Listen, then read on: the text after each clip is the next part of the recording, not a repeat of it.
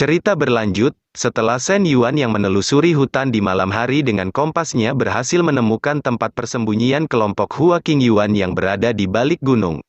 Tak membuang-buang waktu lagi, Shen Yuan mulai menarik nafas dalam-dalam, dan dengan sekuat tenaga, dia berteriak meminta kelompok Hua King Yuan untuk segera keluar. "Bocah, cepat keluar kau!" Tepat seusai dia meneriakkan hal tersebut, tanpa basa-basi lagi, Shen Yuan bergegas menghimpun kekuatan di tangannya, berniat untuk langsung menyerang tempat persembunyian Hua King Yuan. Tak menunggu lama, setelah selesai menghimpun kekuatan, Shen Yuan segera melancarkan serangan pukulan energi ke arah gunung tempat kelompok Hua King Yuan bersembunyi. Serangannya tersebut langsung melesat menghantam gunung tempat kelompok Hua King Yuan bersembunyi, hingga membuat bebatuan di sana berhamburan. Kepulan asap akibat serangannya mulai menyebar di sana. Namun, setelah asap memudar, terlihat gunung tempat kelompok Hua King Yuan masih baik-baik saja karena dilindungi sebuah formasi. Mendapati serangannya tak mampu menghancurkan gunung tersebut, dengan kesal, Shen Yuan bergumam, "Cih, sialan, apa dia memasang formasi seperti sebelumnya?" Akan tetapi, secara mengejutkan, dari kepulan asap tersebut keluar sesosok yang tidak lain, adalah Hua King Yuan, mengatakan, "Yo, bingo." Mendengar itu, Shen Yuan bergegas melirik ke arah kepulan asap di sana, dan mendapati sosok Hua King Yuan yang samar-samar berdiri di dalam kepulan asap di sana. Melihat sosok Hua King Yuan yang muncul di sana, dengan penuh kesombongan, Shen Yuan tertawa mengatakan, "Hahaha, kau ternyata masih punya keberanian, kau benar-benar berani muncul di hadapanku. Apa kau ingin memohon pengampunan padaku sekarang?" Namun, Shen Yuan sontak waspada ketika kabut asap yang menyelimuti tubuh Hua King Yuan di sana mulai menyebar. Dan terlihat sosok di balik kabut tersebut, yang ternyata hanyalah sebuah klon yang Hua King Yuan buat. Dengan santai, klon Hua King Yuan tersebut membalas, "Kau jangan terlalu banyak berpikir, tubuh asliku sudah waktunya untuk berhenti bekerja sekarang, dan itu tidak akan mungkin bagiku untuk bekerja lembur." Shen Yuan sontak terdiam kena mental, mendapati seorang yang datang ternyata hanyalah sebuah klon jimat Hua King Yuan. "Apa kau merasa diremehkan?" Dengan aura membunuh, Shen Yuan bertanya, "Apa kamu sedang meremehkanku, sampai kau hanya menggunakan sebuah klonmu untuk melawanku?" Tanpa banyak basa-basi, Shen Yuan langsung melancarkan serangan. "Kau terlalu naif, kesenjangan antara tahap Purple Chaos dan Spiritual Palace itu ibarat langit dan bumi, mati kau." Akan tetapi, klon Hua King Yuan bisa dengan mudah menghindari serangan tersebut, sambil membalas, "Kesenjangan basis kultivasi ya, itu memang sulit." Setelah menghindari serangan tersebut, dia langsung mengeluarkan puluhan jimat di sekelilingnya, dan melanjutkan perkataannya, "Namun, aku juga sudah menyiapkan banyak jimat di sini. Ayo, mari kita mulai pertunjukannya, versi terkuat dari jimat formasiku." Tak berlama-lama lagi, Hua King Yuan mulai melancarkan serangan. Dan puluhan jimat Hua King Yuan tersebut mulai terbang mengelilingi Shen Yuan di sana. Dan klon Hua King Yuan yang dikontrol Hua King Yuan, mengatakan, "Jika kau ingin menemuiku setelah lewat jam kerja, maka kamu harus melewati rintangan ini terlebih dahulu." Melihat Hua King Yuan yang begitu meremehkan dirinya, dengan kesal, Shen Yuan langsung bergegas melancarkan serangan pukulan bertubi-tubi ke arah jimat klon Hua King Yuan. "Kau, bajingan!"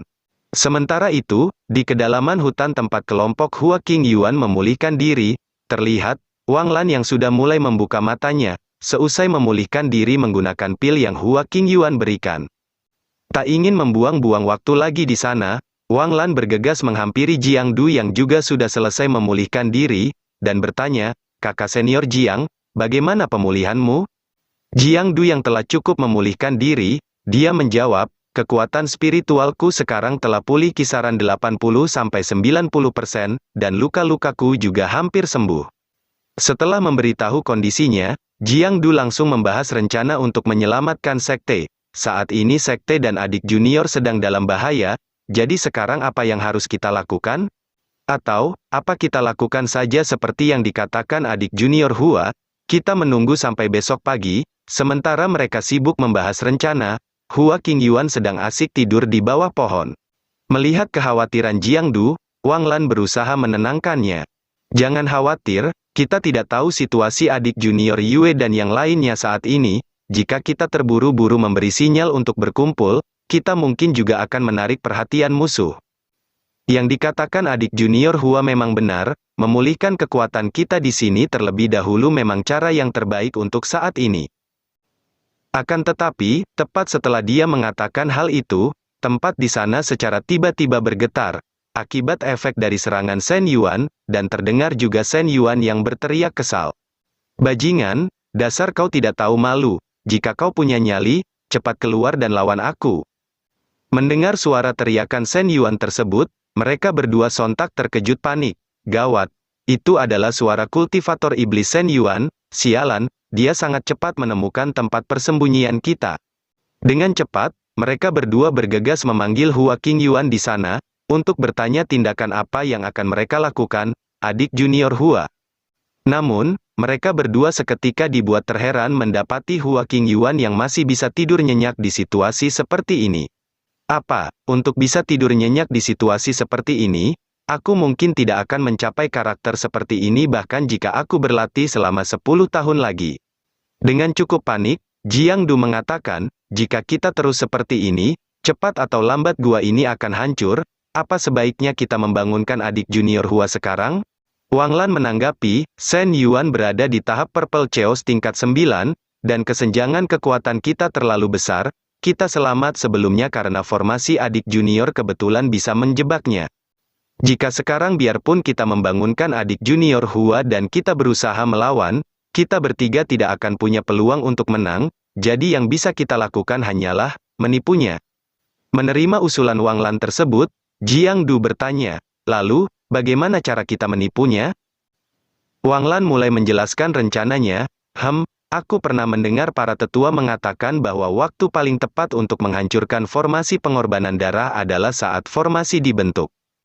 Adik junior Hua juga telah mengatakan sebelumnya bahwa formasi pengorbanan darah akan bisa diaktifkan lagi setelah 10 jam. Menghitung waktu, besok akan menjadi momen ketika formasi diaktifkan dan sekte akhirnya berhasil menerobos. Pada saat itu juga merupakan waktu terbaik bagi kita untuk keluar dari peta gunung dan sungai Qiankun ini, lalu kita akan melawan sekte iblis bersama.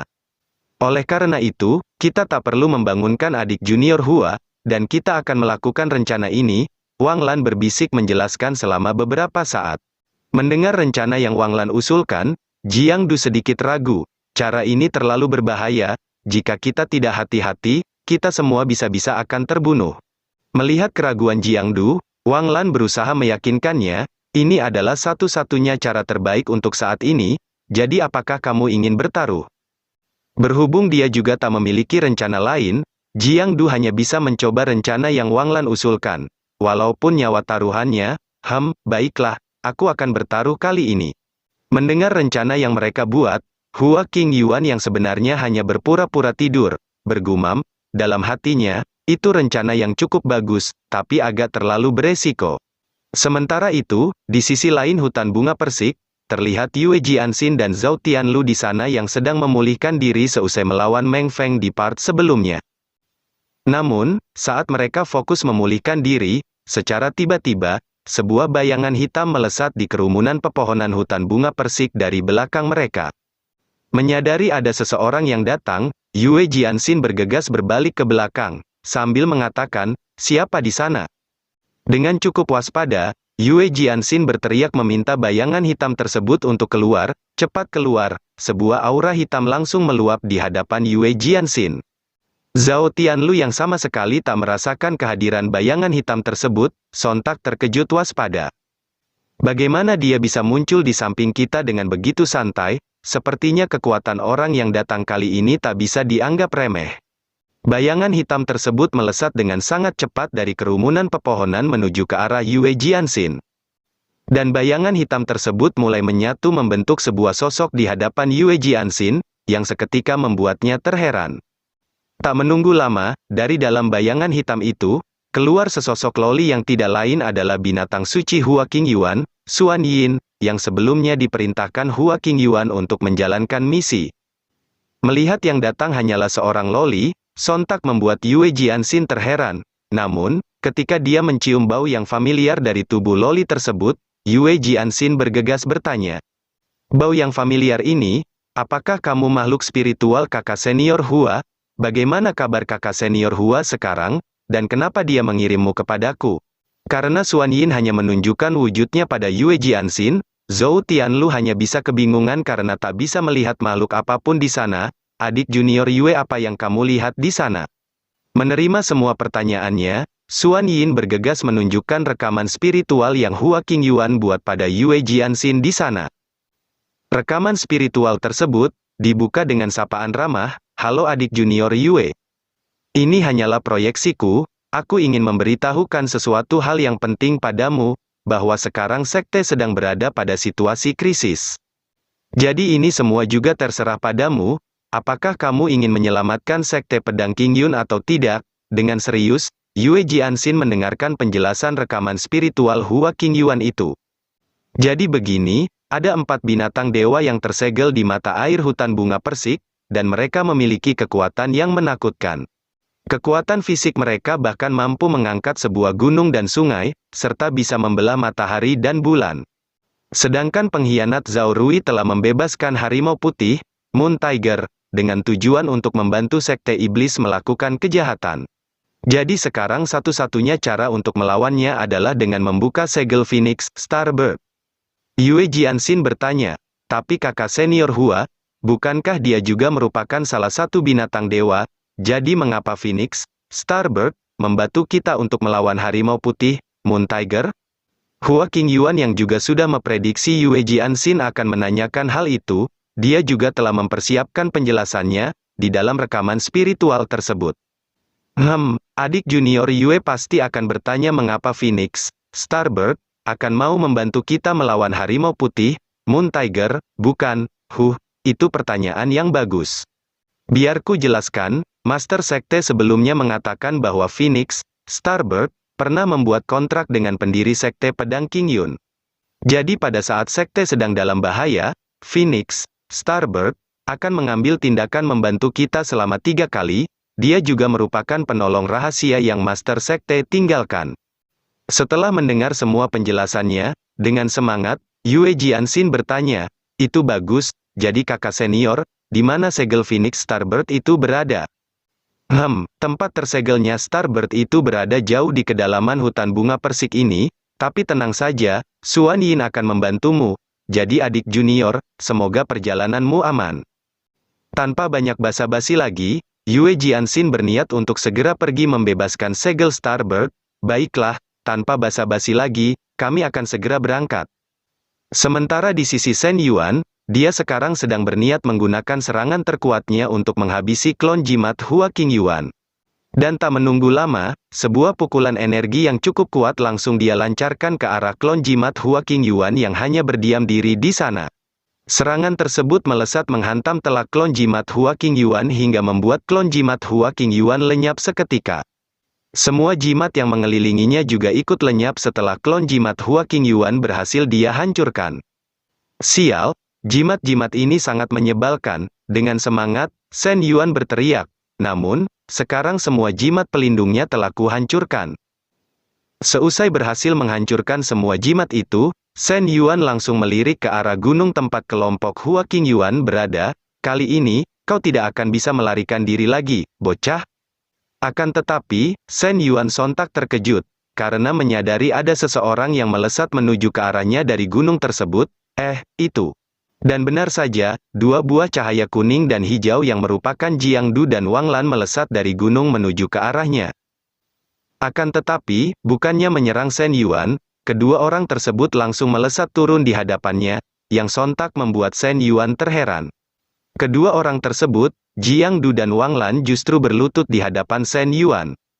Melihat mereka yang justru berlutut, dengan kesal, Shen Yuan bertanya, apakah karena kalian sudah tak bisa melarikan diri lagi jadi kalian datang ke sini untuk mati?" Menerima pertanyaan tersebut, Jiangdu dan Wang Lan bergegas saling melirik memberikan kode memulai rencana. Tak berlama-lama lagi, mereka segera memulai rencananya. Dengan hormat, Wang Lan menangkupkan kedua tangannya, dan mengatakan, "Kami berdua sangat mengagumi kekuatan Sekte Iblis, jadi kami telah memutuskan untuk meninggalkan cahaya dan beralih ke kegelapan. Kami bersedia bergabung dengan Master Shen dan memberikan kontribusi pada Sekte Iblis." Mendengar mereka yang ingin bergabung dengan Sekte Iblis, Shen Yuan jelas tak mempercayainya begitu saja. Apa, kalian berdua murid dari Sekte Cahaya yang terkenal sebenarnya ingin bergabung dengan Sekte Iblis? Sambil meledakkan auranya, Shen Yuan sontak tertawa lepas, hahaha. Dengan aura membunuh, Shen Yuan membalas, beberapa jam yang lalu bukankah kalian lebih memilih mati daripada menyerah? Apakah kalian pikir aku akan begitu saja mempercayai apa yang kalian katakan? Bocah rana spiritual Palace itu mungkin sedang bersembunyi di suatu tempat saat ini, berencana untuk menyerangku secara diam-diam, bukan? Melihat Shen Yuan yang mencari keberadaan Hua King Yuan, mereka segera mempersembahkan Hua King Yuan yang telah mereka ikat dengan perban dalam kondisi tidur. Tuan, kamu tak perlu khawatir, untuk menunjukkan ketulusan kami juga telah melafal mantra tidur pada Hua King Yuan dan kami secara khusus mempersembahkannya kepada Tuan.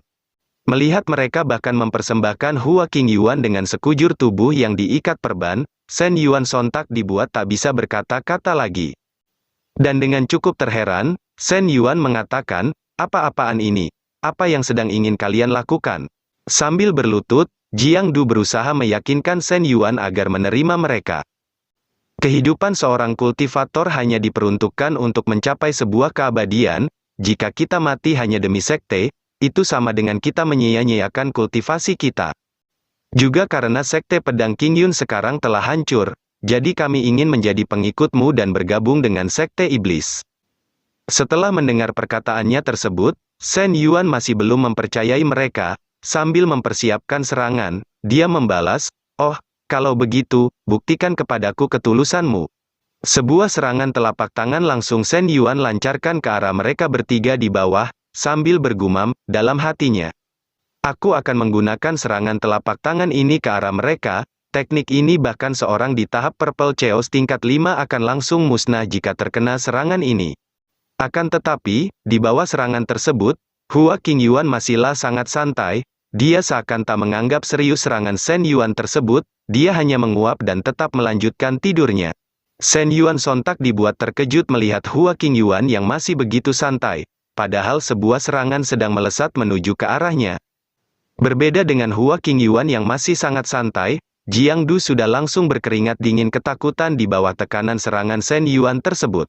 Namun, mereka berdua mulai sedikit lega setelah mendapati, Shen Yuan tidak menghantamkan serangan tersebut ke arah mereka, dalam hatinya, itu tadi sangat berbahaya.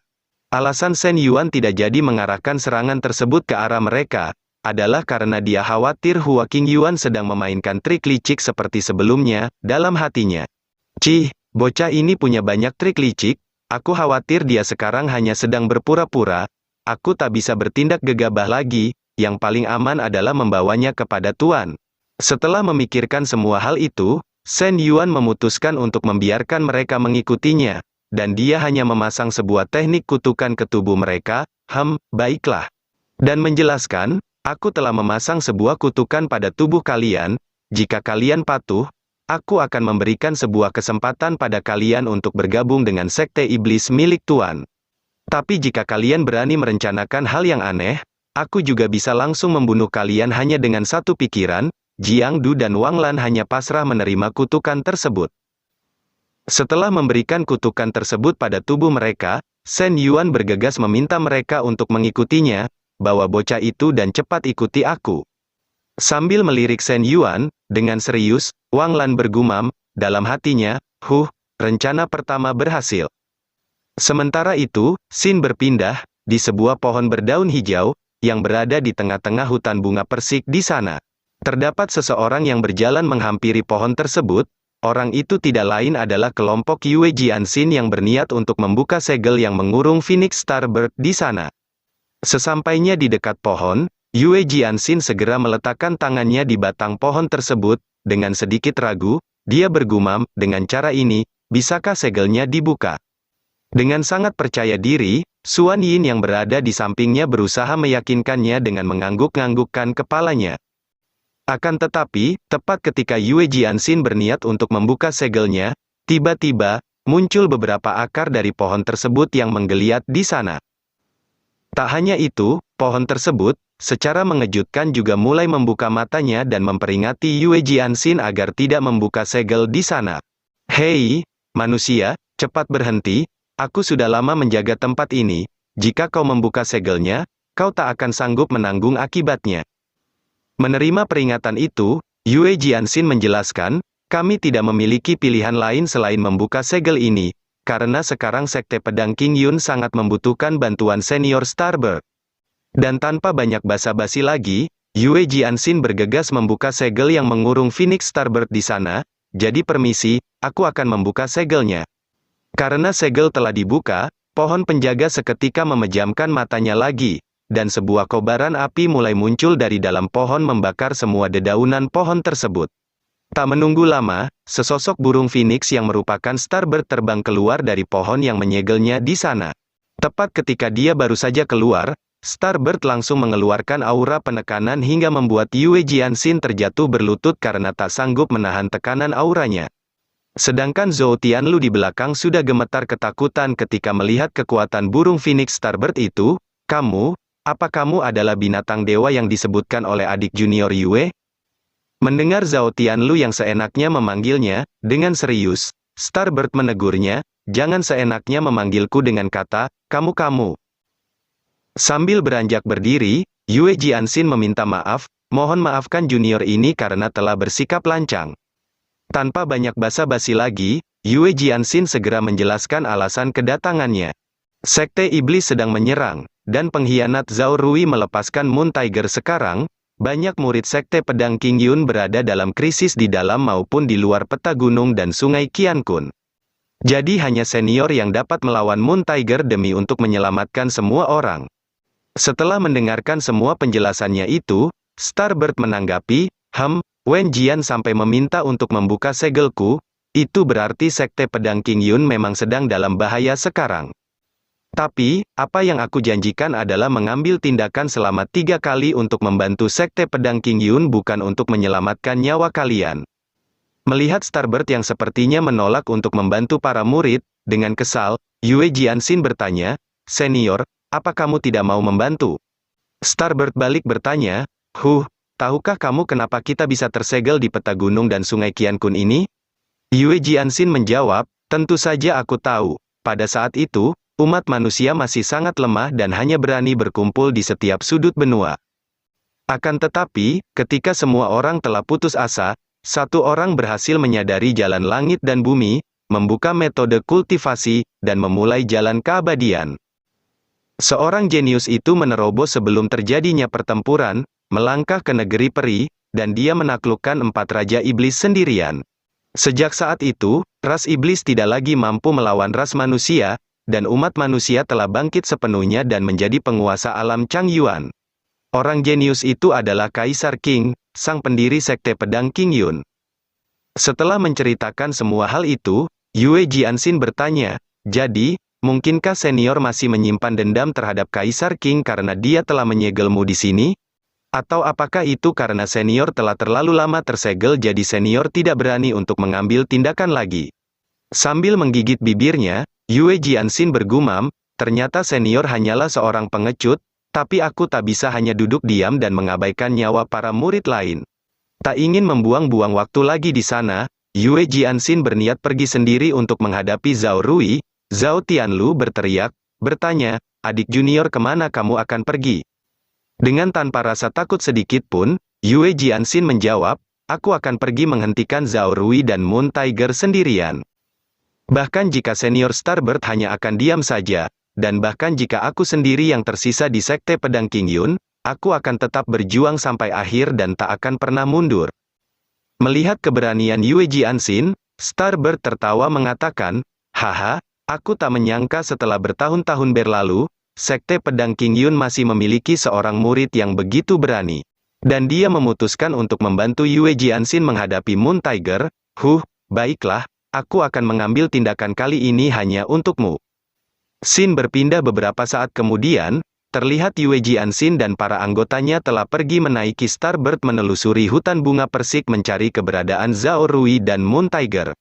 Dan setelah beberapa saat terbang menelusuri hutan bunga persik, Yue Jianxin dikejutkan oleh sebuah aura yang bergejolak tidak jauh di depan mereka. Itu adalah aura tersebut berasal dari kekuatan Moon Tiger. Dengan semangat, Yue Jianxin berteriak, itu adalah Zhao Rui dan Moon Tiger.